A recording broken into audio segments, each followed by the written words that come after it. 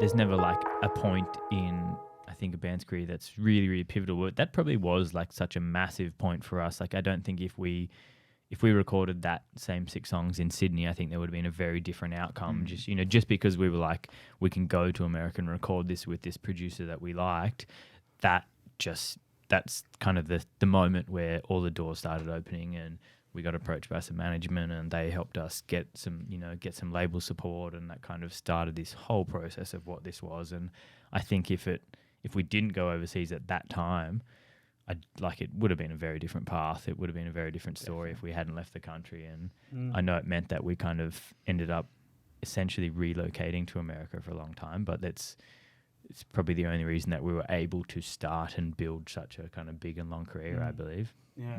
So did people assume you were a US band? We had a bit of that. Yeah. There was a fair bit of that when we'd first started coming back to America, because we went over to America, we recorded our music over there, but then we started touring over there. So, we were doing 3 or 4 tours a year in America before we could even do a proper tour here in Australia. So I think we spent, probably the better part of 2 years doing 3 or 4 tours a year before we even came back and tried to even do a proper tour here. That was piggybacking on other bands' tours. Yeah.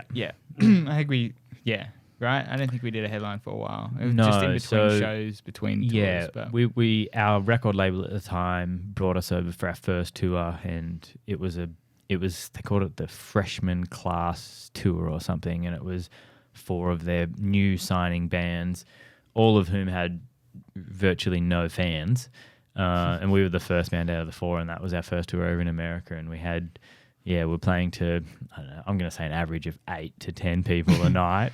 And I still remember that Roswell show, a free show in Roswell, and one person came to the show, and I think it was about 1,000 cap of like theatre. Like it was huge. Like we were like, this is the sickest venue, and it's a free show, and yet one dude came. But those are the times that I think things were so different for us in the touring sense, because all we were doing is, like, for us, that was it. We'd made it. We were in America, we were touring, we were sleeping in Walmart car parks every night. We were living off $2 a day and eating peanut butter wraps more often than not. Uncooked pasta sandwich bags. Pasta. It was a time. And I went for about 4 or 5 years, and then about 4 or 5 years ago, everything sort of started to change a bit in terms of, actually, those sort of tours only lasted 2, maybe 3 years. And then we got pretty lucky being the Aussie band that was over there in the realm of music we were in. So landed some really nice sort of support tours, and sort of piggybacked a lot off that. Yeah, I think we were kind of lucky in some of these early days where I think because like we thought we had done it, we were just so pumped every night to play. Even if there was one dude there watching us, we were like, it doesn't matter. We're playing in Roswell, or we're playing in, the middle of Arizona somewhere. And I think because we were so stoked, like we were also happy to talk to other bands and anyone that was at the show. And I think through those first, early tours, would randomly end up meeting other bands, and they would just be like, oh, those guys were fun, like we'll take them on tour. And I think it kind of created this effect where we were having so much fun with all the bands that we were with, that I think we got a few of those early tours because people just enjoyed hanging out with these weird, crazy Australians that were just having fun playing music. And I think that helped us start building our own fan base and kind of, I guess, kick-started our career over there, which then translated back here eventually. When we initially, that first EP, we did an EP and then came back home, and then the EP got handed off to a couple of labels, and they were like, this is mad, and did the classic label thing where they said, oh, you should make it into an album off your dime. And we were like, oh, okay. So we came back and worked for another year. We were kind of like still at uni, worked at the another version of that, so another 5 or 6 songs, and then flew back over there. Again, it was still cheaper than recording anyway over here. We went back to the same producer, put it all together, and then so it took like 2 years to do that first thing. And then that's when we sort of got signed to our first record contract, and it just, that's how it Stuff, sort of yeah. started from that. And then they offered to buy the album off us, and then we signed a For not 3 very much. Yeah, for not very much. And then So we signed a really bad deal. we were young. We were young and excited, and Yeah. still wouldn't change a thing. I Well, think maybe a few I things. don't know if this played a part in it, but when we'd first finished the album, like we'd been kind of advised to do, our management was like, we've got this offer from this label. And I think at the time, I can't remember who the label was, but we were really excited about it. And I think for 3 or 4 months, they were like, yeah, we've nearly got everything ready. We've nearly got everything ready. And we went 3 or 4 months in. And then one day they turned around and they were like, yeah, they don't want to do it. And we were like, shit, we thought we had it. And I think maybe like a month later, they were like, oh, we just got an offer from this label.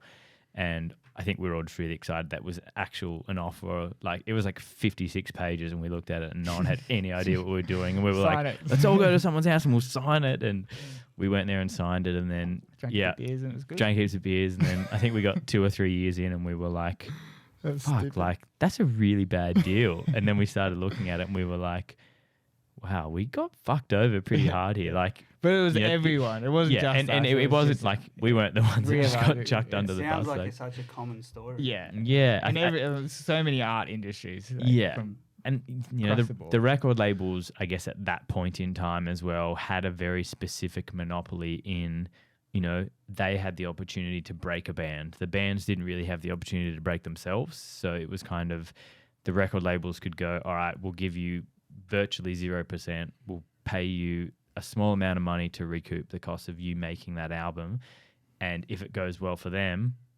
they do really well. If it doesn't go well, they go, all right, we lost $5,000 or $10,000, and they just chuck it to the side and move on to the next band. And it's kind of just rinse and repeat through, filtering out all the stuff that takes off and the stuff that doesn't take off. So it's so funny that what you said about the label not having to make the band because there was such like prestige to certain labels or whatever. And these now, labels just had these followings. I don't think anyone looks at who a band signed to these days like at all. It's very different now. Like Just it's not. watch It's definitely the not video, how it works. listen to But them. yeah, back then, and like we can sit here and be like, fuck, we signed a shitters deal. But if we didn't sign that deal, we probably wouldn't have got to where we got to. So it's like we can look back and be like, well, it sucks because with that record label, we did sell a lot of albums and made that record label a lot of money. But at the same point, they gave us the opportunity that started our whole career. So we're still thankful, but still don't love that we signed a shithouse deal.